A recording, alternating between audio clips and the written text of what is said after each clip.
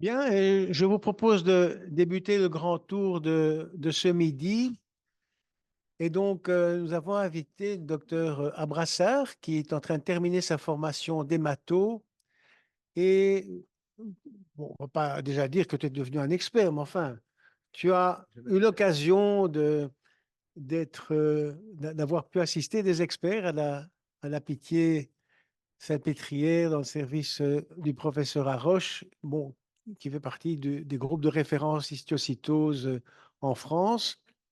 Et donc, on trouvait que le sujet des histiocytoses, qui est toujours un truc un peu compliqué, je trouve, mais enfin, dont la sémantique évolue au fil des années. Et comme on a mis dans le titre, avec une affection qui se trouve, comme d'autres affections, à l'interface entre l'hématologie et la médecine interne. Et c'est le titre que nous avons choisi. Tom, je te cède la parole. Et merci pour l'invitation. Et merci. Donc, en effet, on va parler aujourd'hui des histiocytoses. J'ai divisé la présentation en deux. On va d'abord commencer pendant une vingtaine de minutes en discutant de que sont les histiocytoses, un peu de physiopathologie pour comprendre dans quelle case, dans quel tiroir on va pouvoir les mettre quand on doit réfléchir en termes de diagnostic différentiel. Et ensuite, on fera une petite, voilà, on brassera un peu les différentes histiocytoses tumorales. J'expliquerai ce terme un peu plus tard, dont les principales sont les histiocytoses de Langerhans, la maladie d'Erdem-Chester, la maladie de Rosay-Dorfman. On touchera aussi un mot des histiocytoses malignes, en sachant qu'on a d'autres histiocytoses, les mixtes, les cutanées, dont on ne va pas parler aujourd'hui parce que ça dépasserait un peu le temps imparti, mais qui sont d'autres entités encore plus rares que celles dont on va parler. Et puis on terminerait avec quelques messages clés. Donc pour commencer, on va parler un peu définition et physiopathologie. Donc quand on parle d'histiocyte, en fait, ça ne veut pas dire grand-chose. Littéralement, on peut traduire ça par cellules du tissu. Et en fait, on va retrouver dans ce groupe d'histiocytes différentes cellules du système mononucléé, à savoir les monocytes, les cellules dendritiques et les macrophages. Et donc quand on parle d'histiocytose, en fait, on décrit des maladies caractérisées par l'accumulation d'histiocytes dans les tissus. Donc, on va parler de trois concepts pour comprendre un petit peu la physiopathologie de ces maladies. Donc, d'abord, en parlant de ces différentes cellules mononucléées myéloïdes, donc vous pouvez voir ici les images d'un macrophage, d'un monocyte et d'une cellule dendritique qui ont diverses fonctions dans notamment l'immunité innée avec une fonction de phagocytose. D'autres de ces cellules sont plutôt spécialisées dans la présentation d'antigènes pour faire le lien avec l'immunité adaptative. Et enfin, d'autres auront plutôt des fonctions effectrices, notamment dans l'inflammation ou la réparation de certains tissus endommagés. Alors, si on parle pour commencer des monocytes, on a plusieurs types de monocytes qui sont caractérisés par l'expression à leur surface du CD14. Et en fait, on va retrouver des formes plutôt dites classiques qui expriment beaucoup le CD14, des formes non classiques qui, elles, vont plutôt exprimer le CD16. Et entre les deux, on aura un continuum de cellules intermédiaires. Si on parle des macrophages, ce sont des cellules qui seront plutôt caractérisées, donc au-delà de leur morphologie décrite en microscopie optique. Quand on regarde les protéines de surface, on voit qu'elles expriment le CD4, le CD68 et le lysozyme. Elles vont aussi avoir diverses fonctions. Certaines auront plutôt une fonction de phagocytose, d'autres seront plutôt impliquées dans les réactions inflammatoires et notamment dans la réparation des tissus. Et selon leur localisation, vont porter divers noms, à savoir cellules de Kupfer dans le foie, la microglie dans le cerveau, on a les ostéoclastes au niveau de l'os. On va retrouver ces différents macrophages dans tous les tissus du corps humain. Et enfin, les cellules dendritiques qui, elles, sont aussi caractérisées par l'expression du CD4 et du CD68. On va parler des cellules dendritiques conventionnelles 1 ou 2 selon leur interaction avec les cellules effectrices CD4 plus ou CD8 plus. Et pareil, selon la localisation dans les différents tissus, vont exprimer des protéines différentes. Par exemple, les cellules interdigitées ganglionnaires dans les ganglions sont S100. Dans le derme, on va en retrouver aussi, ou alors les cellules de Langerhans dans la peau qui expriment le CD1A et le CD207. Ça, c'est assez important, on le verra un peu plus tard, pour notamment caractériser les différentes histiocytoses et ça peut nous aider beaucoup pour le diagnostic. On a aussi d'autres cellules qui sont un petit peu à part, les cellules dendritiques plasmacytoïdes, qui elles sont caractérisées par la sécrétion d'interféron 1 qu'on peut voir impliquées dans diverses maladies comme le lupus. Et enfin, les cellules dendritiques folliculaires qui sont aussi un petit peu sorties de ce groupe, qui sont plutôt maintenant considérées comme des cellules de soutien. Alors, ce qui est hyper important, et on va en parler maintenant, toutes ces cellules ont des caractéristiques phénotypiques communes, mais ça ne veut pas dire qu'elles sont toutes originaires, elles ont toutes une origine commune. Et ça, c'est important pour la physiopathologie de ces maladies. Donc, d'où sont originaires ces diverses cellules dont on a parlé. Initialement, le modèle initial en 72 était en fait une cellule souche précurseur pour toutes ces diverses entités qui, au fur et à mesure de la différenciation, vont donner ces fameuses cellules dendritiques, les macrophages, les monocytes, les granulocytes. Donc ça, c'était assez simple, mais on s'est rendu compte que ce n'était pas vraiment, pas vraiment un bon modèle. Et donc plus tard, est arrivé un autre modèle, dans une situation, non inflammatoire, donc c'est ce qui est représenté par le steady state. On a en fait des cellules souches hématopoïétiques au niveau médulaire qui vont donner 2 précurseurs. D'une part, un précurseur qui va plutôt être à l'origine des granulocytes et des monocytes et d'autre part, un précurseur pour les cellules dendritiques qui va par la suite se différencier dans les diverses sous-types, cellulaires dont on a parlé juste avant.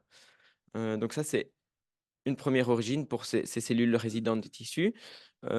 Et on a montré aussi que, notamment pour les macrophages, dans les différents tissus, en fait, ces macrophages n'ont pas la même origine, à savoir, ne résultent pas de l'hématopoïèse précoce, mais plutôt ont une origine embryonnaire au niveau du sac vitellin lors de la différenciation, embryonnaire.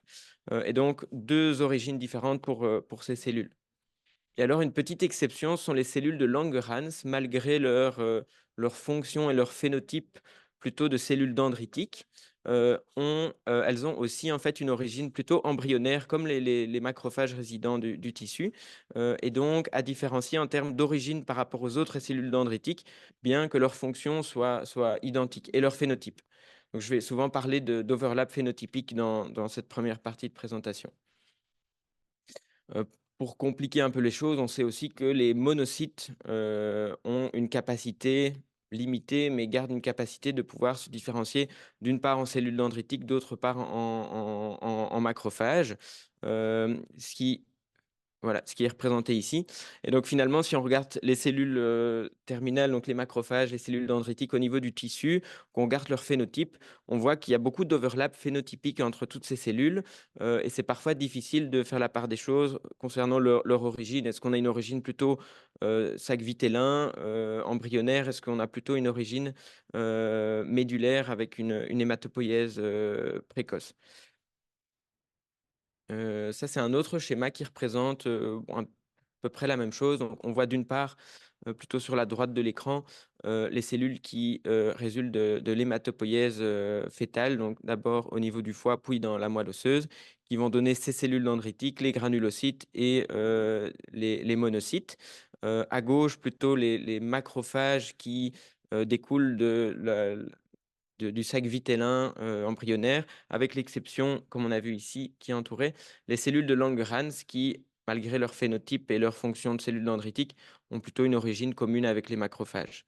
Hem, Évidemment, il y a cet overlap entre les 2 qui complique un peu les choses. Probablement que c'est bien plus compliqué que ça, mais c'est un modèle qui est assez intéressant pour discuter de, la physiopathologie des histiocytoses.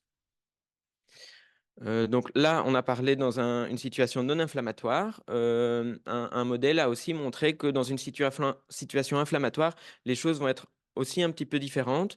On sait notamment que, suite à un stimuli inflammatoire, les cellules dendritiques, donc qui ont bien une origine, médulaire, vont être capables d'exprimer certains marqueurs, heu, ce qu'on appelle les langerines, donc c'est la CD207, mais aussi le CD1A, qui en fait sont des marqueurs associés aux cellules de Langerhans tissulaires, qui elles ont une origine plutôt embryonnaire. Et donc, ça veut dire que dans cette situation inflammatoire, on se retrouve à nouveau avec un overlap phénotypique, avec des cellules identiques quand on les regarde, aussi bien en morphologie qu'en en cytométrie ou en immunohistochimie, mais à nouveau ont une origine différente dans leur différenciation. Et donc, quand on parle de cellules de Langerhans, ça c'est un petit schéma que j'ai fait, mais qui dit à peu près la même chose. Donc, les cellules de Langerhans qui sont caractérisées par l'expression de CD207, de CD1A, en fait, peuvent, soit dans une situation non inflammatoire, avoir cette origine embryonnaire, des cellules qui restent localisées dans la peau et localement ont un auto-renouvellement, soit dans une situation inflammatoire, cette fois, dérivée de cellules dendritiques médulaires qui, elles, vont se mettre à exprimer des marqueurs de surface de cellules de Langerhans, donc de CD207 et CD1A. Ça, c'est juste pour dire que la partie du dessous, on s'est rendu compte que pour les monocytes, c'était aussi à peu près identique. Dans une situation inflammatoire, les monocytes vont avoir cette capacité de se différencier en macrophages au niveau des tissus et donc à nouveau se mélanger avec les macrophages qui, eux, ont une origine embryonnaire initialement. Et donc ça, c'est le premier concept pour comprendre un peu l'étiologie de ces maladies. C'est que dans une situation inflammatoire, les cellules dendritiques et les macrophages, donc on a un renouvellement de cellules dendritiques et de macrophages à partir de cellules dérivées d'un précurseur médulaire. Pour le deuxième concept, on va venir cette fois sur la définition de l'histiocytose, donc qui est en fait un groupe de maladies caractérisées par l'accumulation d'histiocytes dans les tissus. Ça, c'était une représentation de ces diverses maladies. Donc, quand on regarde purement au niveau histologique, on va retrouver plein de maladies différentes, que ce soit des maladies infectieuses avec l'accumulation d'histiocytes dans certaines étiologies comme les mycobactéries. On peut avoir des maladies de surcharge comme la maladie de Gaucher. On a certaines maladies génétiques dans le groupe des hémophagocytoses lymphohistiocytaires, sarcoïdose. Et enfin, ces maladies qui initialement étaient étiquetées idiopathiques ou inflammatoires, comme la maladie de Rosay-Dorfman, l'histiocytose de Langerhans, la maladie d'Erdem-Chester. Et donc ça a un petit peu évolué dans le temps. Ah, pardon, oui, ça c'est juste un exemple pour montrer que histologiquement, si on regarde seulement le tissu, ici on se retrouve devant en fait une image avec des histiocytes qui sont ces cellules ici plus pâles avec un plus gros noyau. On pourrait l'étiqueter d'histiocytose et en fait quand on rajoute une coloration ici de ZIL, on se rend compte que en fait on est ici dans le contexte d'une tuberculose, donc c'était au niveau digestif. Donc bien se méfier des diagnostics. Quand on évoque un diagnostic d'histiocytose, il faut penser qu'il y a beaucoup d'autres pathologies qui peuvent avoir une histologie commune. Euh, donc cette notion de maladie idiopathique inflammatoire a un petit peu évolué depuis 2010. On a actuellement plutôt tendance à les mettre dans le tiroir de maladies tumorales clonales grâce à l'identification en 2010 de la première mutation associée à ces maladies qui était la mutation BRAF V600E, comme on peut voir dans le mélanome. Où en fait ces cellules acquièrent une indépendance aux stimuli externes pour l'activation de la voie des MAP kinases dans lequel participe BRAF. Et donc la mutation de BRAF, qui est une mutation activatrice, va induire une stimulation, une prolifération cellulaire indépendante des stimuli extérieurs. Cette mutation BRAF V600E, c'était la première, mais depuis, on a identifié beaucoup d'autres mutations, comme on va le voir juste après. Et donc ça, c'est le deuxième concept, c'est que c'est vraiment cette mutation activatrice de la voie des MAP kinases qui induit la prolifération et la survie de ces cellules. Donc ça, c'est depuis BRAF, on a mis plein d'autres mutations en évidence. Donc ça, c'est la voie des MAP kinases. Et en fait, ont été identifiées plein d'autres mutations comme les mutations des MAP2K1, d'autres anomalies de BRAF, que ce soit des mutations, certains réarrangements avec des gènes fusion, ou encore les gènes NRAS, KRAS, ARAF. Donc il y a vraiment plein de mutations différentes qui en fait induisent une activation de cette voie des MAP kinases avec encore un certain nombre de patients qui se retrouvent sans mutation identifiée. En fait, c'est probablement qu'on ne la connaît pas encore et au fur et à mesure du temps, ce morceau diminue de plus en plus quand on intègre des nouvelles mutations. Alors, cette voie des MAP kinases, elle a quand même pas mal d'intérêt dans les histiocytoses. Pourquoi? Parce que d'une part, ça aide beaucoup pour le diagnostic, parce que finalement, si on arrive à prouver la clonalité, c'est un argument fort pour évoquer cette catégorie d'histiocytose tumorale dont on a parlé. Donc, ça aide beaucoup, notamment pour certaines situations un peu atypiques. On va le voir, hein. Parfois, les présentations cliniques sont un peu bizarres. Il y a beaucoup de diagnostics différentiels. La mise en évidence de cette mutation, c'est un argument fort pour prouver la clonalité et donc retenir le diagnostic. C'est aussi un intérêt pronostic parce qu'on a montré que certaines de ces mutations étaient associées à un phénotype clinique, à savoir notamment dans les maladies d'Erdheim-Chester, la mutation BRAF V600E est associée aux atteintes cardiaques et neurologiques, dont on va parler juste après, qui sont des formes plus sévères.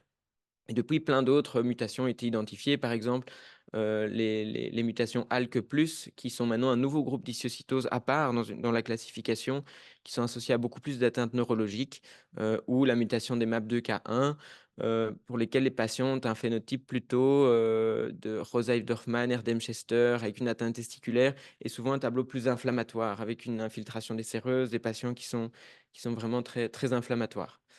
Et enfin, probablement le plus important, l'identification de ces mutations, elle a aussi un intérêt thérapeutique parce que va pouvoir déboucher sur des thérapies ciblées avec, par exemple, les inhibiteurs de BRAF V600E ou les inhibiteurs de MEK, comme on peut utiliser dans le mélanome notamment, et dans d'autres rares formes comme les fusions ALK ou les fusions NTRK, on a aussi des inhibiteurs spécifiques et qui, en fait, marchent vraiment très bien dans le traitement de ces maladies.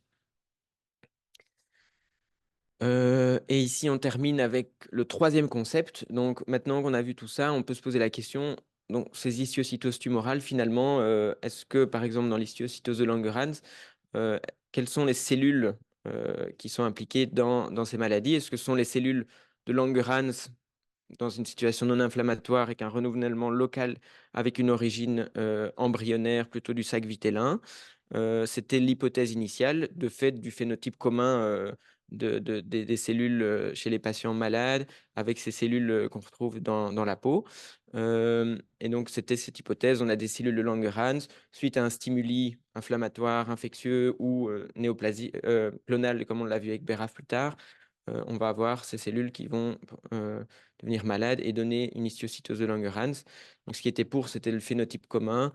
Ce qui collait un peu moins bien, c'était le caractère parfois très systémique de ces maladies, avec parfois des atteintes neurologiques notamment. Donc ça collait un petit peu moins bien. Et donc, les gens se sont posé la question, est-ce que finalement, dans l'histiocytose de Langerhans, on ne devrait pas plutôt impliquer les cellules dendritiques qui expriment dans situation inflammatoire des marqueurs de cellules de Langerhans et donc qui ont une origine plutôt médulaire? Et donc, plusieurs expériences ont permis de clarifier un peu les choses. Bah, la première, ça a été celle-là. Donc, chez un patient avec une histiocytose de Langerhans, on a fait une biopsie dans la lésion lytique que vous voyez au niveau du crâne. On a mis en évidence la mutation BRAF V600E et après on a recherché cette mutation, dans d'autres cellules, notamment les cellules mononucléées circulantes et dans les précurseurs médulaires CD34+, et on s'est rendu compte que, la mutation était présente aussi. Ce qui pourrait être un argument pour une origine beaucoup plus précoce, que juste la prolifération locale de cellules malades au niveau de la peau. Ensuite, ont été comparées, donc on voit ici des cellules d'une part de Langerhans, donc les cellules normales de la peau qui expriment ces marqueurs de Langerhans, avec des cellules de patients atteints d'histiocytose de Langerhans. On a regardé un peu leur profil génétique pour voir si c'était des cellules qui avaient un comportement identique. Ici, on peut voir donc, il y a beaucoup de couleurs, c'est qu'il y a beaucoup de différences, que ce soit vers le haut ou vers le bas en termes d'expression. Quand on regarde à nouveau purement le phénotype, donc CD1A, CD68, CD207, on voit que ces cellules sont assez identiques. Donc, c'était ces fameux overlaps phénotypiques dont je parlais tout à l'heure. Par contre, si on regarde l'expression de divers gènes, notamment ici l'exemple c'était les gènes impliqués dans la maturation des cellules myéloïdes dendritiques, on voit qu'elles sont quand même nettement différentes et donc leur profil d'expression génique est très différent. Tandis que si on compare le profil d'expression génique de ces cellules de malades atteints d'histiocytose de Langerhans, on se rend compte qu'elles ont un profil beaucoup plus proche des cellules dendritiques immatures au niveau médulaire. Et enfin, la troisième papier qui a permis aussi beaucoup avancer, c'est celui-ci. Donc, on a donc ce qu'on avait identifié avec les cellules de Langerhans, on a mis en évidence la même chose pour les patients atteints de maladie d'Erdheim-Chester ou d'histiocytose maligne. Donc, une mutation commune dans les cellules malades et dans les précurseurs médulaires et les cellules mononucléées circulantes. Et donc, ils ont, bon, ça c'était une autre mutation, mais qui fait aussi partie de la voie des MAP kinases. Ils ont, chez ce patient atteint d'une maladie d'Erdheim-Chester, prélevé les cellules CD34+ mutées CARAS. Ils les ont mis ils ont injecté dans une souris et ils ont remarqué que en fait, cette souris développait au niveau de divers tissus, la rate, le foie, les poumons, dans la moelle, une accumulation d'histiocytes spumeux avec une expression phénotypique assez semblable à celle que l'on peut voir dans la maladie d'Erdheim-Chester. Et donc, toutes ces expériences suggèrent le troisième concept, à savoir que en fait, les histiocytoses dérivent des précurseurs hématopoïétiques myéloïdes. Et donc, si on remet les trois concepts ensemble, on va pouvoir classer ces histiocytoses en fait plutôt comme, c'est pour ça que je les appelle histiocytoses tumorales, en fait des néoplasies myéloïdes clonales avec un phénotype inflammatoire et donc plutôt une maladie en fait, oui, à considérer comme liée à une atteinte de précurseurs médulaires, donc comme d'autres syndromes myéloprolifératifs chroniques comme les LMMC par exemple, les LMC. Voilà. Et donc j'aimais bien ce papier qui disait finalement est-ce que donc l'ancien nom c'était histiocytose X qui a été renommé histiocytose de Langerhans, parce que finalement on ne devrait pas revenir à cette dénomination d'histiocytose X parce que finalement le nom en lui-même est incorrect parce que ce ne sont pas les cellules de Langerhans qui sont malades, mais bien plutôt une prolifération de cellules myéloïdes.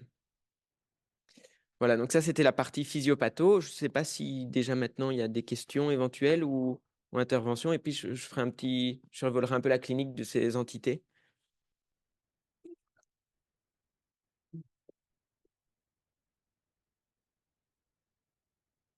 Mais est-ce que le terme d'histiocytose utilisé seul ne devient pas obsolète, du coup, si le terme en lui-même d'histiocyte est assez peu spécifique? Est-ce qu'on ne devrait pas parler d'histiocytose clonale alors? Oui, c'est Ah, pour ça que moi j'aime bien l'appeler histiocytose tumorale, parce que finalement dans le tiroir des histiocytoses, il y a ces histiocytoses infectieuses, inflammatoires, liées à des maladies de surcharge. Donc en effet, le terme histiocytose en lui-même, ça ne veut pas dire grand-chose. Donc c'est pour ça que c'est important de bien clarifier ce dont on parle. est-ce que les granulomatoses, de manière plus générale, pourraient être rentrées dans le diagnostic d'histiocytose si on n'utilise que le terme d'histiocytose seul? Oui, par exemple, de la sarcoïdose, on peut voir des granulomes avec finalement une accumulation d'histiocytes spumeux, de grosses cellules regroupées en granulomes. Dans l'histiocytose de Langerhans, on peut voir aussi cette morphologie, on l'appelait avant granulome éosinophile. Donc, on avait vraiment beaucoup de cellules histiocytaires accompagnées d'un infiltrat éosinophilique. Dans certaines pathologies tumorales, comme les maladies de Hodgkin, on peut avoir finalement très peu de cellules de Retsenberg malades, mais accompagnées d'un infiltrat inflammatoire de grosses cellules histiocytaires. Et donc, en effet, le terme histiocytose est probablement pas adéquat, ou en tout cas, il faut bien préciser ce dont on parle. Merci.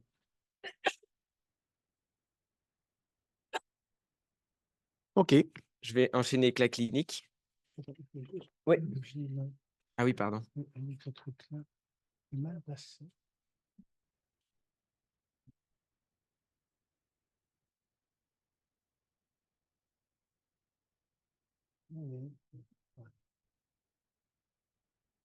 Moins dérangeant. Oui, merci.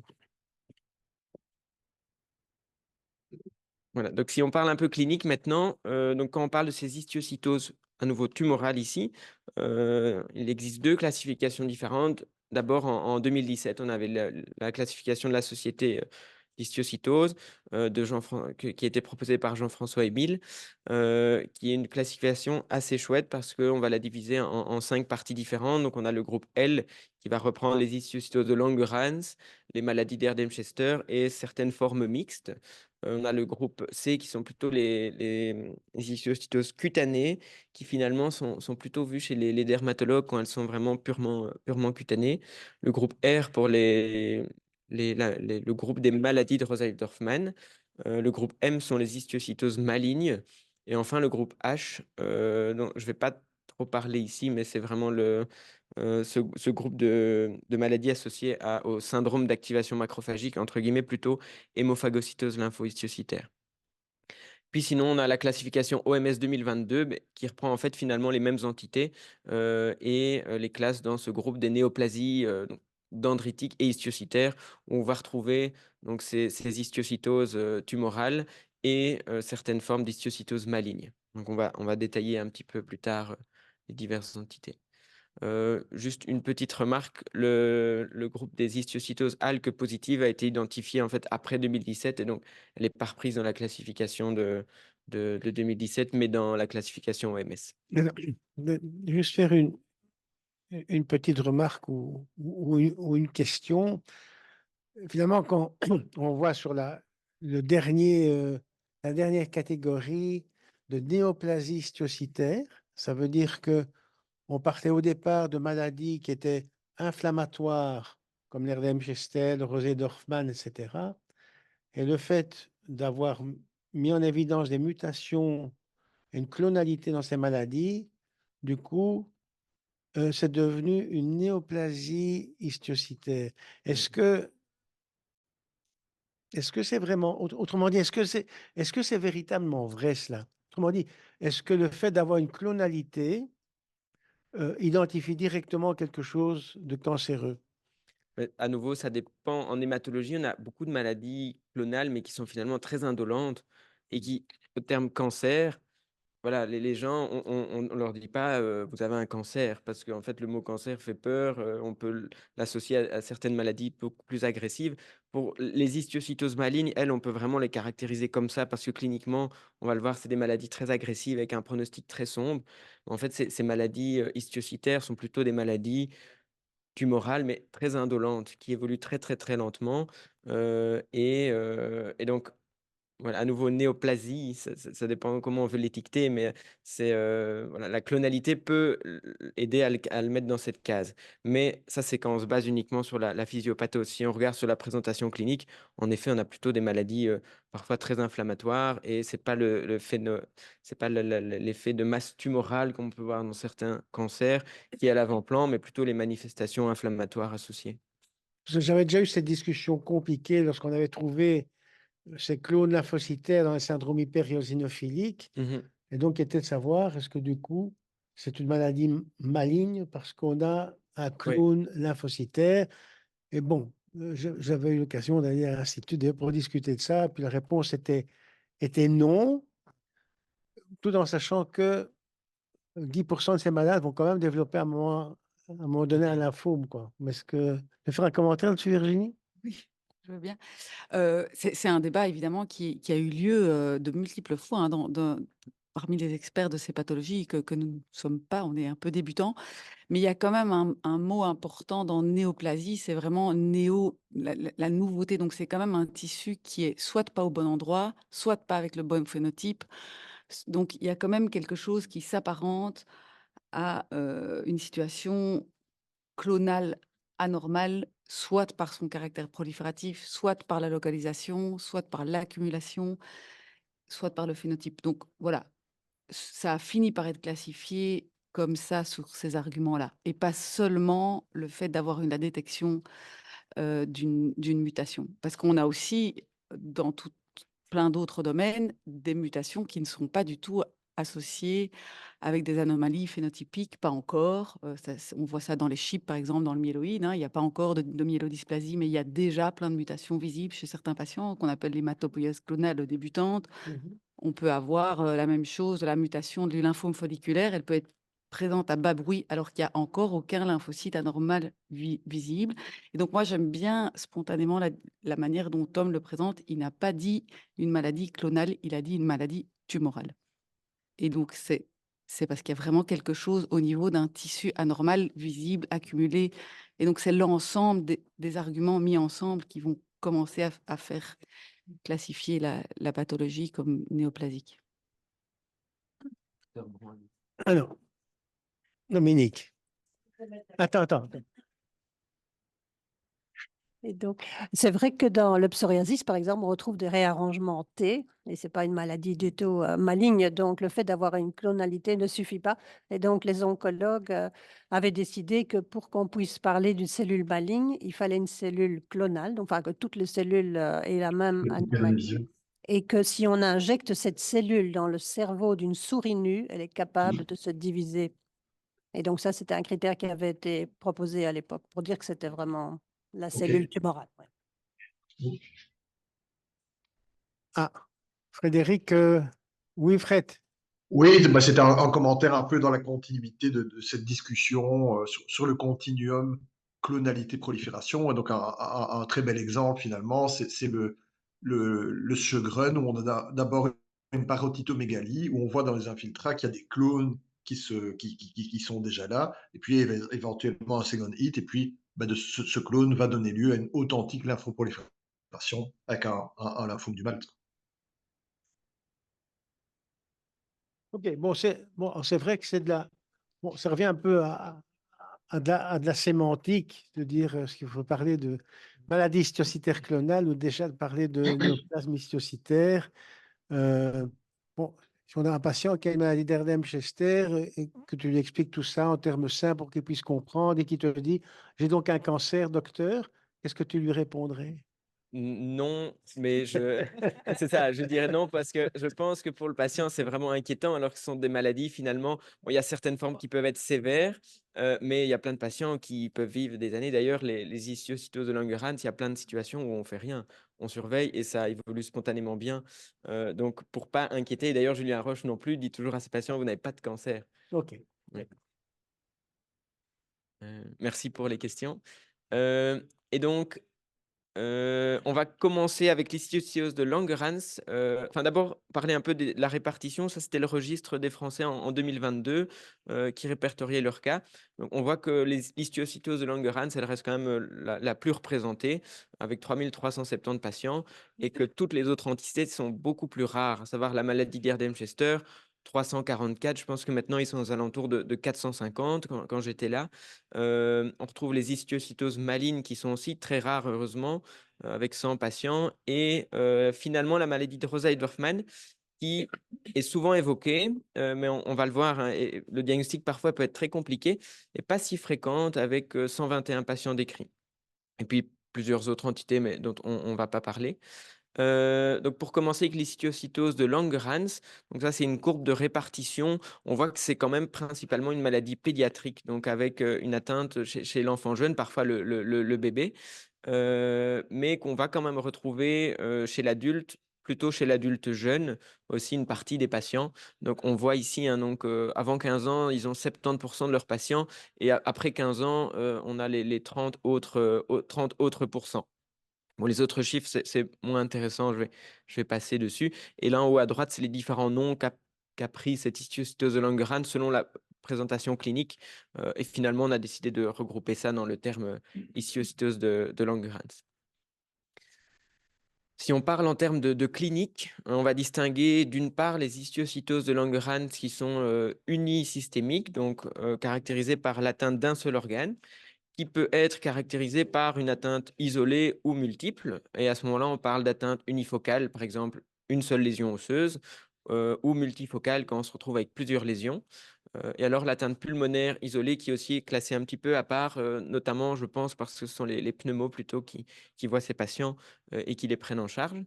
Et puis les manifestations multisystémiques quand on a au moins 2 organes différents impliqués.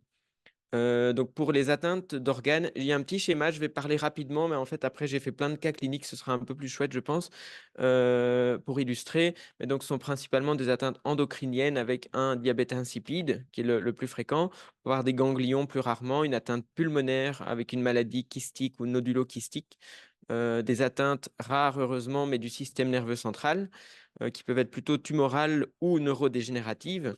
Et alors, le plus fréquent, des atteintes osseuses, ostéolytiques. Enfin, des atteintes cutanées qu'on peut voir aussi. Et ce que j'ai rajouté en bas, c'est d'autres atteintes qui n'étaient pas décrites, qui sont plus rares. L'atteinte hépatique qui donne plutôt un tableau de cholangite sclérosante, l'atteinte des organes hématopoïétiques qui sont plus fréquents chez l'enfant et qui sont associés à des pronostics beaucoup plus graves. Et parfois aussi un tableau plutôt de signes systémiques, perte de poids, mais qui n'est pas si fréquent dans la maladie de Langerhans, dans l'histiocytose de Langerhans.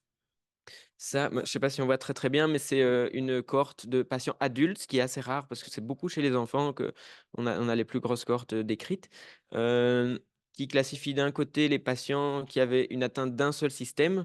On voit que ce sont majoritairement des atteintes osseuses ou pulmonaires, aucun diabète insipide dans la colonne de gauche, ou les atteintes multisystémiques qui, là, vont combiner différentes atteintes. Ce qu'on voit, c'est que notamment l'atteinte cutanée, en fait, elle est très rarement isolée. Donc, c'est souvent associé à une atteinte systémique. Donc, si en bilan dermato, on met en évidence une histiocytose cutanée, je pense que ça vaut le coup de faire un bilan systémique. L'atteinte pulmonaire, qui en fait est quand même très fréquente dans les atteintes multisystémiques. Donc, pareil, si diagnostic pulmonaire, ça vaut le coup de chercher ailleurs. Et alors, le diabète insipide qui est présent ici exclusivement chez les patients avec une atteinte multisystémique. Par contre, ce qui est intéressant, c'est que le diabète insipide, il est souvent inaugural. Et donc, parfois, des patients vont développer un diabète insipide. Pendant plusieurs années, vont avoir un diagnostic de diabète insipide idiopathique. Et c'est seulement des années plus tard qu'on aura un diagnostic d'histiocytose de par l'évolution, l'histoire naturelle, avec l'apparition d'autres lésions qui vont permettre de retenir le diagnostic. Et c'est ce qui est d'ailleurs assez compliqué, c'est que souvent, le diabète insipide, il est définitif chez les patients avec une histiocytose. Et donc, souvent, les patients, malgré une prise en charge de leur histiocytose, vont rester dépendants d'un traitement de substitution en fait toute leur vie. Là, le petit schéma que j'ai fait, c'est plutôt pour expliquer l'évolution naturelle de cette maladie. On peut avoir des poussées uniques, isolées, qui vont se résoudre toutes seules, notamment dans les atteintes unisystémiques et unifocales, certaines lésions osseuses qui, en fait, on va traiter juste avec des anti-inflammatoires, des bisphosphonates, et puis on se résout tout seul et ne seront plus jamais embêtés. On peut avoir une maladie qui va évoluer par poussée-rémission. La courbe en bas à gauche, c'est pour, par exemple, le diabète insipide. On a une poussée de la maladie qui va se calmer pour les manifestations inflammatoires, mais les patients vont garder un certain degré de morbidité, comme une atteinte hypophysaire définitive. Et la dernière courbe, c'est parfois une maladie qui évolue par poussée, mais qui peut quand même progressivement évoluer en se dégradant. C'est le cas notamment chez les enfants de l'atteinte neurodégénérative qui peut être très, très sévère. Et là, c'est la courbe de survie qui dépendait du tableau de la cohorte juste au-dessus, où on voit qu'en fait, c'est principalement les patients avec une atteinte pulmonaire qui sont les plus graves parce que vont évoluer vers un tableau d'insuffisance respiratoire terminale. Donc ça, c'est quelques cas cliniques pour illustrer. Donc, c'était le cas d'une femme de 37 ans qui était suivie à Bordeaux. Donc, elle avait une atteinte multisystémique, une atteinte osseuse unique. Donc, comme on voit, hein, cette atteinte au niveau osseux, vraiment à l'emporte-pièce, ça fait des trous et un aspect très ostéolytique qui parfois peut être associé à des instabilités.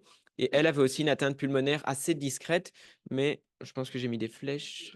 Ouais, l'atteinte pulmonaire. Donc l'atteinte osseuse, c'est ce que je disais au-dessus. Elle est plus souvent au niveau du squelette axial, au niveau du crâne, au niveau des fémurs. C'est des lésions à l'emporte-pièce. Elles peuvent être unifocales ou multifocales. Et alors l'atteinte pulmonaire, elle fait partie du groupe des PID kystiques.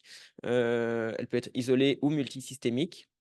Et en fait, on va retrouver une sémio radiologique assez large. On peut avoir des nodules pleins, comme on voit sur la flèche du dessus. On peut avoir des nodules troués, on peut avoir des kystes à parois fines, ce qui est plutôt le cas de la flèche du dessous, parfois parois plus épaisses. Elles ont une topographie plutôt au niveau des lobes supérieurs et moyens. Elles épargnent un peu plus le lobe inférieur. Et alors, c'est très fréquent chez le sujet jeune tabagique. Ça, c'est le cas d'un jeune homme de 21 ans qu'on a vu à Erasme, qui avait une atteinte osseuse unifocale au niveau du crâne. Donc, on voit l'IRM à gauche, très inflammatoire, et l'atteinte osseuse ostéolytique en bas. Lui, par exemple, c'était une atteinte osseuse unifocale, mais vu la localisation à risque avec l'atteinte des méninges, on l'a traité avec un traitement systémique de vinblastine corticoïde, avec une évolution qui était tout à fait bonne sous traitement. Ça, c'est le cas d'un jeune homme de 25 ans à Erasme, qui malheureusement en fait a un peu été perdu de vue. Il n'était pas très très compliant, il était tabagique. Les pneumos ont essayé de lui expliquer, mais il est plus venu à ses rendez-vous. Donc malheureusement, il risque d'évoluer défavorablement. Et là, on voit que c'était déjà une atteinte plus importante avec de multiples lésions kystiques à parois un peu plus épaisses. Bon, lui, ça reste une suspicion parce que finalement, quand on est une atteinte pulmonaire isolée, faire une biopsie pulmonaire, ça peut être parfois compliqué pour prouver justement cette maladie. Les Français font des biopsies liquides pour identifier une mutation circulante, mais ici, on ne le fait pas encore. Et donc, ça, c'était un algorithme qui permet de dire que quand la présentation est vraiment typique, donc atteinte nodulo-kystique du patient jeune fumeur, le LBA peut être macrophagique. On peut rechercher l'expression de CD1A sur les cellules monomacrophagiques dans le LBA. On peut retenir raisonnablement le diagnostic de l'histiocytose de Langerhans, d'autant plus que le traitement de première intention, c'est l'arrêt du tabac. Et si l'évolution est favorable, c'est un argument en plus pour retenir le diagnostic. Maintenant, quand le tableau est un peu plus atypique, ça vaut le coup de chercher un peu plus. Et ça, c'est d'autres diverses atteintes. Ça, c'est par exemple le cas d'une jeune femme de la Pitié. Bon, apparemment, une atteinte hypophysaire qu'on voit à l'IRM, mais ça, je ne sais pas s'il y a des radiologues dans la salle, mais je passe mon tour pour la description des lésions. Mais l'atteinte centrale, elle, c'était vraiment un diabète insipide, irréversible, et en fait, qui a été identifié, comme je vous disais, 2 ans avant le diagnostic. C'est par la suite qu'on a pu biopsier son os probablement et qu'on a identifié le diagnostic. Et à droite, des images d'atteinte cutanée qu'on peut voir dans les plis au niveau du cuir chevelu, des lésions un peu papulomaculaires, croûteuses, qui sont assez typiques. Et en bas, une IRM d'une atteinte d'un enfant qui avait une histiocytose avec une atteinte neurodégénérative, avec des signaux anormaux au niveau du cervelet. Donc le diagnostic, on l'a déjà pas mal évoqué tout à l'heure. En fait, c'est vraiment l'histologie avec l'expression en immunohistochimie de certains marqueurs de cellules de Langerhans, comme on l'a vu, le CD207, le CD1A, la protéine S100. L'identification de la mutation, c'est un gros plus pour nous aider dans le diagnostic. Et alors, une fois qu'on a le diagnostic, c'est quand même important de faire un bilan d'extension, notamment endocrino, pour chercher des atteintes, même si le diabète insipide, souvent cliniquement, voilà, il y a déjà une forte suspicion. Le bilan au niveau médulaire, c'est pas indiqué en première intention chez l'adulte, sauf si cytopénie associée. Le bilan génétique, donc on peut le faire soit sur matériel liquide, mais ça, c'est pas au point encore ici chez nous, mais ils le font en France. Ou alors, on peut faire des panels sur matériel fixé du NGS. Pareil, on le fait, on le fait ici, mais à Paris, ils ont vraiment leur panel histiocytose spécifique avec plein de mutations ou de fusions qu'on ne recherche pas. Et donc, je pense que ça vaut le coup de leur envoyer toujours un bloc s'il y a assez de matériel pour que eux recherchent la mutation. Le PET scan aide beaucoup pour le staging et aussi pour la réponse au traitement. Et alors, c'est important de demander un PET comme les myélomes multiples, hein, de la tête aux pieds pour vraiment détecter des atteintes osseuses qui pourraient être en dessous. Les PET classiques s'arrêtent souvent au-dessus du genou, donc on peut rater certaines atteintes. Selon l'atteinte identifiée, une atteinte pulmonaire, une atteinte hypophysaire, on va faire des imageries ciblées supplémentaires. Et alors, il y a pas mal de formes mixtes. Et donc, si le patient est âgé, il est d'exanthelasma, un PET suspect, de la topographie de la captation, ça vaut le coup de chercher une maladie d'Erdheim-Chester associée avec un bilan cardiaque et une imagerie abdominale. Traitement, mais ça, je vais juste rapidement, on en a déjà pas mal parlé dans la présentation, mais en fait, soit on a une atteinte avec un organe à risque, qui sont le système nerveux ou la cholangite sclérosante, Et là, ça vaut le coup, si on a accès, de commencer directement avec un inhibiteur ciblé. Sinon, on peut se permettre, dans les atteintes pas compliquées ou isolées, de faire parfois une surveillance, un traitement symptomatique pour les formes osseuses avec des bisphosphonates, des anti-inflammatoires, des traitements topiques pour l'atteinte cutanée, ou l'arrêt du tabac pour les atteintes pulmonaires isolées. Si ça évolue pas bien ou qu'on a une atteinte à risque, comme le jeune garçon, on a vu, hein, avec une atteinte osseuse près des méninges, là, ça vaut le coup de passer un traitement systémique, une association de vinblastine corticoïde. Deuxième entité, c'est la maladie d'Erdheim-Chester, donc qui, elle, touche des patients plus âgés, même s'il y a des formes juvéniles, entre guillemets. J'en ai vu quelques-unes à Paris, c'est plutôt les hommes. Et alors, 1500 cas publiés, depuis, ça a pas mal évolué. La plus grosse cohorte, je pense, ça doit être à la Pitié, justement, ils ont 450 patients à peu près. Elle se caractérise par une atteinte aussi multisystémique, avec une atteinte de l'orbite, vraiment des pseudotumeurs de l'orbite, des atteintes cutanées avec le xanthelasma, qui, si il est présent, est très intéressant pour les biopsies, parce que c'est hyper facile de faire la biopsie et la biomol dessus, plutôt que d'aller biopsier des os, où parfois c'est plus compliqué. L'atteinte pulmonaire, on va décrire après, une atteinte du rétropéritoine, des atteintes vasculaires, des atteintes neurologiques, des atteintes cardiaques. Donc tout ça, j'ai des cas cliniques après, je vais vous montrer des images de patients, ce sera plus chouette. Donc ça, c'était le cas d'un monsieur de 46 ans que j'ai vu à la Pitié, qui était diagnostiqué une maladie d'Erdheim-Chester, qui avait une forme assez sévère. Il était muté BRAF V600E, il avait une atteinte de l'os, du périrein, une atteinte des sinus, un tableau vraiment neurodégénératif avec une ataxie vraiment handicapante dans la vie de tous les jours. Et en fait, il avait donc, en plus, l'exanthé et l'asthma, qui sont ces cibles biopsiques assez faciles pour aider au diagnostic. Une atteinte cardiaque vraiment massive. L'atteinte cardiaque de la maladie d'Erdheim-Chester, c'est vraiment une infiltration, une tumeur du sillon atrioventriculaire droit. Et donc, c'est ce qui est décrit sur la flèche. Et on voit dans une autre incidence que dans son cas, c'est vraiment une tumeur, enfin un syndrome tumoral très important qui peut se compliquer dans de rares cas d'un tableau de péricardite, d'épanchement péricardique qui peut aller jusque la tamponnade. Et alors, il avait aussi une atteinte tumorale au niveau cérébral. Et donc, l'atteinte tumorale de la maladie d'Erdheim-Chester, c'est soit plutôt ce versant tumoral avec des images qu'on sait suivre facilement en IRM, soit le tableau plutôt neurodégénératif avec une ataxie cérébelleuse à l'avant-plan. Et alors, comme je le disais tout à l'heure, ce patient était muté BRAF V600E et on a montré que l'atteinte neuro et cardiaque était associée à cette mutation. Ça, c'est le cas d'une patiente de 29 ans, donc très jeune, avec une maladie d'Erdheim-Chester, sous réserve que la mutation n'a pas été identifiée malgré le large panel. Dans sa situation, la maladie était caractérisée par une infiltration orbitaire vraiment hyper importante. Donc, on voit l'IRM, je ne sais pas si j'ai mis des flèches, non, l'IRM ici. Donc, vraiment une infiltration de ces orbites avec une exophthalmie massive. Bon, je n'ai pas mis de photo parce que pour respecter l'anonymat du patient, mais c'était assez impressionnant. Et elle avait aussi une infiltration périrénale et autour de sa surrénale, donc ce qu'on voit ici. Hop, très important. Donc, un tableau vraiment tumoral à l'avant-plan, très important. Malgré l'absence de mutation identifiée, elle a eu droit à un traitement avec des corticoïdes et un anti-MEC, parce qu'avec l'anti-MEC, on tape très bas dans la voie des MAP kinases. Et donc, on se dit que si la mutation est au-dessus, on a plus de chances de la bloquer plutôt qu'avec un anti-BRAF qui, lui, agit plus haut. Et en fait, ça a hyper bien évolué avec vraiment une réduction importante du syndrome de masse tumorale.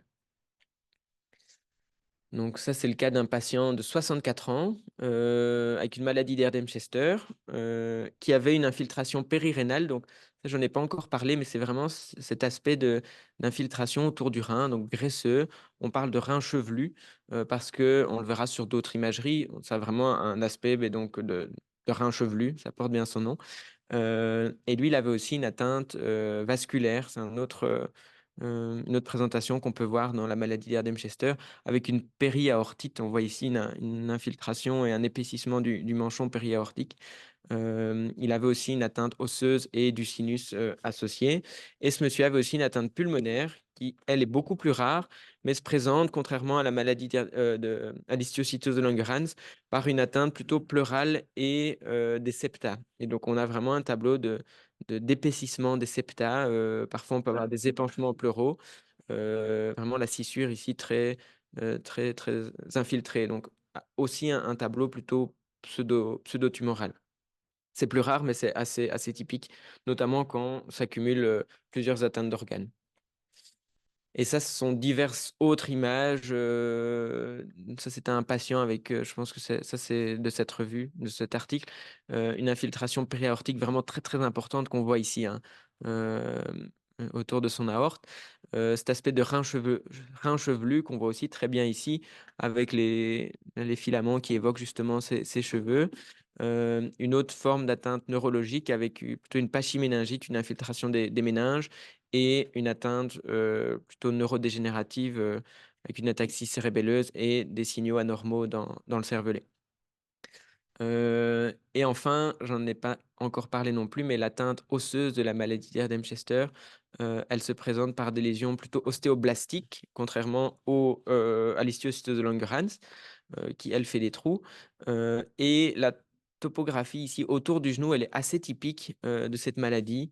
Et donc, ici, c'est par exemple le cas d'une patiente de 45 ans que j'ai vue il y a un mois, qui était envoyée par le rhumato. Ça faisait 10 ans qu'elle traînait avec un syndrome inflammatoire, des douleurs, qui n'avait jamais été bilantée. Elle avait toujours été étiquetée fonctionnelle, malgré qu'elle ait toujours une petite CRP qui traînait. Elle a fait une scintigraphie et en fait, devant cette image nucléariste a évoqué une maladie d'Erdheim-Chester et c'est comme ça qu'elle a été référée. Et donc, le bilan est en cours. Un autre cas, pour parler d'un autre sujet, donc ça, c'était un patient de 69 ans qui avait aussi une maladie d'Erdheim-Chester qui était Mutébera V600E, avec cette atteinte périaortique, il avait les reins chevelus. Et intéressant, ce patient avait aussi une LMMC avec le profil mutationnel que vous voyez ici. Et ça a été décrit en fait aussi récemment. Comme on parlait tout à l'heure de CHIP, de néoplasie myéloïde, en fait, ces patients avec une maladie d'Erdheim-Chester, on a vu que 10% d'entre eux avaient une néoplasie myéloïde associée. Et sans surprise, la plus fréquente était la LMMC, qui est toujours associée à des manifestations un peu bizarres, qui peut être aussi à cheval entre l'hémato et la médecine interne. Donc ça, c'était l'article de gauche. Et un peu plus tard, en 2021, on a montré que les patients avec une maladie d'Erdheim-Chester avaient beaucoup plus de mutations avec donc ces fameuses CHIP, ces mutations stématopoïèses clonales. Mais ça justifiait de faire une ponction de moelle à tous les patients, ce qu'ils faisaient à Paris, mais plutôt dans le cadre de la recherche, qu'on ne va pas faire nous dans le bilan. Ça, c'est pour illustrer donc cette association entre ces maladies. Un patient de 67 ans de la Pitié qui avait une maladie d'Erdheim-Chester avec une atteinte périrénale osseuse, une atteinte de ses séreuses, de la fièvre, donc plutôt inflammatoire. Il était muté MAP2K1, comme je vous disais tout à l'heure, qui peut se présenter comme ça. Il avait une atteinte neurologique avec une pachyméningite et une méningite monocytaire et une LMMC. Et en fait, on a mis en évidence dans la LMMC de ce patient ce profil mutationnel. Et alors, dans les monocytes que vous voyez au milieu du LCR, on a fait d'une part une recherche de MAP2K1, d'autre part le panel myéloïde. Et on s'est rendu compte que ces monocytes, en fait, étaient mutés et MAP2K1 et TET2, ASXL1 et compagnie. Et donc, ça, c'est vraiment intéressant. On a l'impression que c'est en fait une seule maladie avec des monocytes malades, un profil mutationnel qui vont induire d'une part une LMMC, d'autre part une infiltration d'organes et une présentation de maladie d'Erdheim-Chester. Et pour clôturer pour la maladie d'Erdheim-Chester, se méfier des diagnostics différentiels. Donc ici, on a une patiente de 74 ans qui a été suivie à Bordeaux, qui a un myélome multiple IgG-kappa, diagnostiqué en 2018, qui s'était présenté avec un syndrome néphrotique, une multinévrite, une hépatomégalie. Et en fait, ce patient a été diagnostiqué avec une amyloïdose AL qui rarement peut aussi se présenter avec une infiltration périrénale, comme c'est le cas ici. Donc, et toujours penser à d'autres étiologies comme certains lymphomes, certaines maladies tumorales. On a eu une patiente qui avait une fibrose rétropéritonéale qui en fait était une lignite gastrique multimétastatique. Donc, prudence devant cette image qui n'est pas pathognomonique, mais pour laquelle il faut évoquer d'autres diagnostics différentiels. Maladie de Rosaeff-Dorfman, pour avancer, donc maladie plus rare qu'on peut voir notamment chez les enfants avec cette présentation typique et de multiples adénopathies qui peuvent être biopsiées pour retenir le diagnostic. On peut aussi avoir des atteintes orbitaires, des atteintes osseuses, des atteintes neurologiques, des atteintes cutanées, donc qui sont un peu semblables à celles qu'on a vues dans les deux maladies précédentes, et qui, pour rappel, est beaucoup plus rare, hein, comme on l'avait vu dans le tableau initial. Donc pour ces histiocytoses étiquetées non langerhansiennes, le diagnostic, c'est à nouveau l'histologie avec la présence d'histiocytes. On sait de l'immunohistochimie pour mettre en évidence certains marqueurs comme les CD68, le PS100, le CD1A. Une aide évidemment de la biologie moléculaire pour la clonalité. Et alors, se méfier de... Oups, je vais spoiler. Ce qu'on peut voir dans la maladie de Rosaeff-Dorfman, qu'on appelle l'ampéripolèse. Et donc, c'est vraiment la présence de cellules de lymphocytes ici, qui sont à l'intérieur d'une cellule plus large histiocytaire. On peut voir aussi ici, hein, les noyaux de la cellule histiocytaire avec les petits noyaux de lymphocytes, qui ne sont pas digérés, contrairement à ce qu'on voit dans la phagocytose, qui souvent sont associés à la maladie de Rosaeff-Dorfman. On voit souvent ça dans les publications et les descriptions anatomopathologiques. Mais dans le cas ici de droite, en fait, on était en présence d'un sarcome histiocytaire. Et donc, cette maladie de Rosaeff-Dorfman et cette empéripolèse, il faut se méfier parce que, en fait, on a beaucoup d'histologies étiquetées Rosaeff-Dorfman, mais qui sont en fait des Rosaeff-Dorfman-like, comme on peut le voir dans, comme je vous ai dit ici, le sarcome histiocytaire notamment, dans d'autres maladies comme les lymphomes ou le lymphome de Hodgkin, ou dans certaines maladies auto-immunes, ou dans la maladie associée aux IgG4. Et donc, le pathologiste de la pitié, en fait, fait systématiquement une recherche des IgG4 quand on lui envoie une lame pour suspicion de maladie de Rosaeff-Dorfman, parce que l'histologie peut vraiment être très, très trompeuse et similaire. Et donc, c'est ce que je dis ici, finalement, la clinique du Rosaeff-Dorfman, elle est beaucoup moins, entre guillemets, pathognomonique que ce qu'on peut voir dans l'histiocytose de Langerhans ou dans la maladie d'Erdem-Chester. Et ça, c'est les mutations dont on a déjà parlé, hein, donc je vais pas prolonger là-dessus, mais qui sont un peu différentes selon la présence d'une maladie d'Erdem-Chester ou d'un Rosaeff-Dorfman. Et enfin, les histiocytoses malignes pour terminer. Donc ça, c'est le groupe M de la classification de 2017, qui, selon l'expression de divers marqueurs de surface, vont pouvoir être divisés entre sarcome à cellules de Langerhans, sarcome à cellules dendritiques interdigitées, sarcome histiocytaire. Sont des maladies vraiment très, très rares. Et qui ont un pronostic très sombre, souvent une évolution rapidement défavorable, une réponse au traitement systémique qui est vraiment pas bonne, sauf pour les rares cas localisés qui peuvent être traités par chirurgie. J'ai vu plusieurs patients qui avaient eu des atteintes cutanées isolées, où là, en fait, on fait une résection large et là, le pronostic est vraiment très bon. Et donc, importance d'une prise en charge précoce pour ces formes localisées au diagnostic. Dans les histiocytoses malignes, donc les différents sous-types que j'ai évoqués, chef de file, c'est le sarcome histiocytaire. Derrière, on retrouve le sarcome à cellules dendritiques interdigitées et puis d'autres sarcomes beaucoup plus rares, notamment à cellules de Langerhans. En fait, ce sont ces pathologies, ces sarcomes à cellules dendritiques qui vont exprimer les marqueurs de cellules de Langerhans, comme on l'a vu tout à l'heure, avec notamment la Langerhans ou le CD1A. Dans certaines situations, elles peuvent être associées à d'autres maladies hématologiques. Et donc là, on va parler d'histiocytose maligne secondaire, avec ici, contrairement à ce qu'on voit dans l'Erdem-Chester, plutôt des maladies clonales B, donc un lymphome folliculaire en chef de file.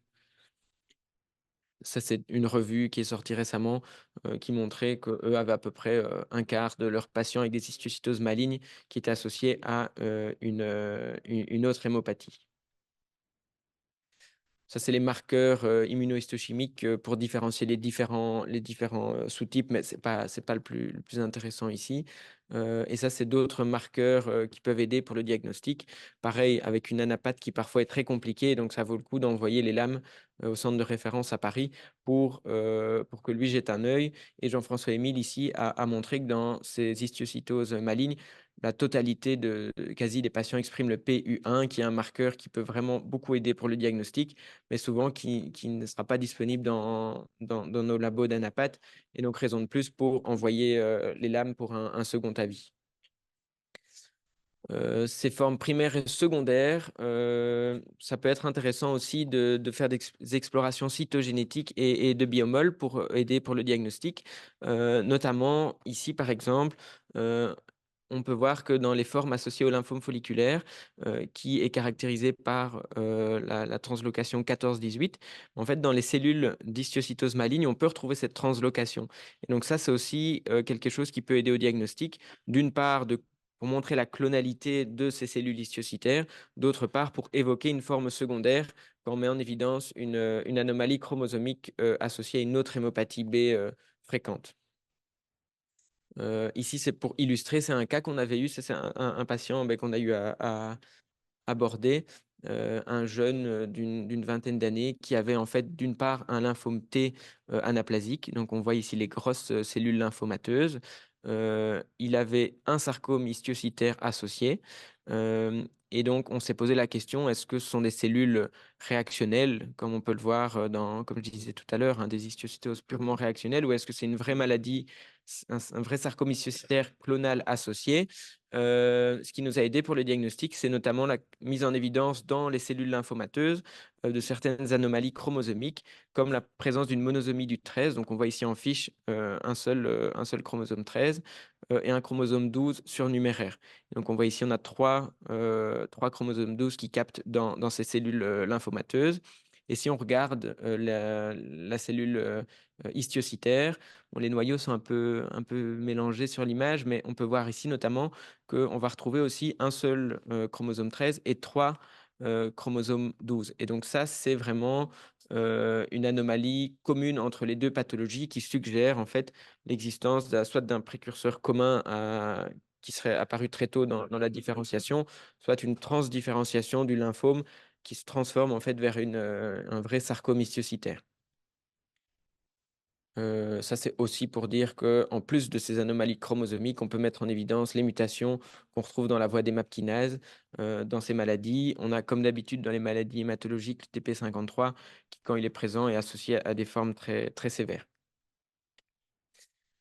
Voilà, ça, c'est les autres mutations. C'est ce qui était montré à la slide d'avant.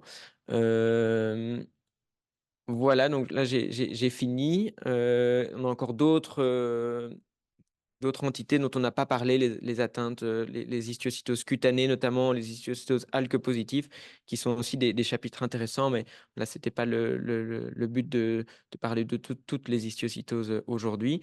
Donc, je vais terminer avec les conclusions et les messages clés. Donc, comme on a dit tout au début, monocytes, macrophages, cellules dendritiques, phénotype commun, ça ne veut pas dire origine commune, et ça, c'est important pour la physiopathologie de ces maladies. Les histiocytoses avec S, donc en fait, sont des maladies caractérisées par une anapathe commune, mais qui vont se présenter avec une diversité étiologique et clinique vraiment très très large. Les histiocytoses que voilà, j'étiquette tumorales sont en fait actuellement considérées comme des néoplasies myéloïdes clonales avec la réserve qu'on a émise tout à l'heure dans la discussion. La voie des MAP kinases, c'est en fait l'altération moléculaire driver qui a été identifiée dans ces histiocytoses tumorales, et que l'importance, au-delà du diagnostic, c'est notamment la possibilité d'utiliser des thérapies ciblées pour les traitements. Donc voilà ce que je disais ici, intérêt diagnostique, pronostic et thérapeutique de l'identification de ces mutations. Que quand on parle des histiocytoses, on peut utiliser deux classifications différentes, que ce soit celle de l'OMS 2022 ou la Société d'histiocytose 2017, qui finalement recoupe les mêmes entités. Quand on évoque une maladie de Rosay-Dorfman, se méfier ce qu'on appelle Rosay-Dorfman-like, avec ces maladies qui peuvent avoir une anapathie assez similaire. Et enfin, ça reste des maladies rares, et donc c'est important, comme toutes les maladies rares, de demander des avis dans des centres spécialisés, notamment pour le diagnostic. En France, toute la prise en charge d'histiocytose, elle dépend vraiment de l'anapathe. C'est Jean-François Émile qui fait tous les diagnostics, qui relie toutes les lames de tous les patients en France. Et ça, c'est vraiment hyper important pour la prise en charge. Et évidemment, après, on peut discuter des cas en RCP pour discuter des traitements qu'on peut proposer aux patients. Mais en RCP, la première question de Julien Roche, c'est à Jean-François, est-ce que tu as vu la lame? Donc, c'est vraiment important de leur référer. Voilà, merci pour votre attention. Merci beaucoup pour cet exposé assez riche qui reste quand même malgré tout assez complexe. Pour les histiocytoses malignes, je me souviens dans l'évolution de ces malades qui se présentent éventuellement de façon assez gravissime avec des signes généraux. euh, le passage de cette histiocytose maligne, où on pensait que dans tous les cas, les histiocytes étaient malades, vers des formes, comme tu l'as signé, secondaires, où il fallait rechercher quelques cellules lymphomateuses qui étaient en fait la maladie néoplasique et le reste n'étant que quelque chose de réactionnel. Et donc, ce point, je pense, est également important à la fois au plan diagnostique et surtout thérapeutique. Oui, oui, Brigitte. Oui, vous avez présenté un cas de Hertheim-Chester où il n'y avait pas de mutation. Vous donnez quand même un inhibiteur de MEK avec des corticoïdes. Et comment vous expliquez que c'est quand même efficace en l'absence de mutation prouvée? Donc, je pense que, en fait, le fait qu'on n'ait pas identifié la mutation, c'était un peu la réflexion des Français. Parce qu'on ne connaît probablement pas toutes les mutations impliquées. Et donc, si on fait un panel qui va rechercher 20 mutations, mais peut-être qu'en fait, il y en a beaucoup plus et on va passer à côté. Et donc, c'est plutôt le caractère assez sévère avec un pronostic réservé, notamment. On avait un danger pour l'œil de la patiente qui a justifié, avec une anapathie qui était quand même fort évocatrice, une clinique aussi fort évocatrice de ces maladies. Et donc, ils ont pris un peu le pari de dire, empiriquement, on va mettre en place un inhibiteur en plus des corticoïdes pour essayer d'avoir une réponse rapide vu l'atteinte fonctionnelle qui pouvait être grave. Et ça a marché. Et donc, probablement qu'il y a une mutation, mais qui n'a pas été identifiée. Et avec un inhibiteur de MEK, on tape assez bas dans la voie des MAP kinases. On n'aurait pas fait ça avec un inhibiteur BRAF, parce que si c'était une mutation CARAS, par exemple, on tape trop haut et on n'inhibe pas au bon endroit. Et donc, avec les anti-MEK, on tape un peu plus large. Question pour le traitement, on a accès aux inhibiteurs de BRAF en Belgique? On doit demander aux firmes. Aux firmes. Ouais. Et dans quelles conditions tu le recommandes? Donc les inhibiteurs BRAF pour les histiocytoses de Langerhans, c'est plutôt pour les formes sévères. oui. On avait vu avec l'atteinte de la cholangite sclérosante, l'atteinte neurologique. Donc là, ils ont tendance à commencer en première ligne. Sinon, c'est plutôt réservé aux secondes lignes qui répondent pas au traitement systémique. Mais dans l'histiocytose de Langerhans, c'est assez rare, hein. Par contre, la maladie d'Erdheim-Chester, les recommandations sont plutôt de les débuter pour les formes sévères avec atteinte cardiaque ou neurologique. Sinon, c'est l'interféron pégylé, mais qu'on n'a pas non plus en Belgique. Tu sais que les maladies de Hodgkin, avant d'avoir les marqueurs, on les appelait les sarcomes histiocytaires parce que D'accord. ça ressemblait à un macrophage. Ça, On a mis du temps à voir que ce n'était pas un macrophage. OK, bien. Alors, c'est vrai que c'est aux confins de la médecine interne et de l'hématologie, et puis finalement, ça devient vraiment de l'hématologie plus que de la médecine interne, je pense. OK, bien. Eh bien, merci beaucoup pour cet exposé Merci pour très riche l'invitation. et à la semaine prochaine.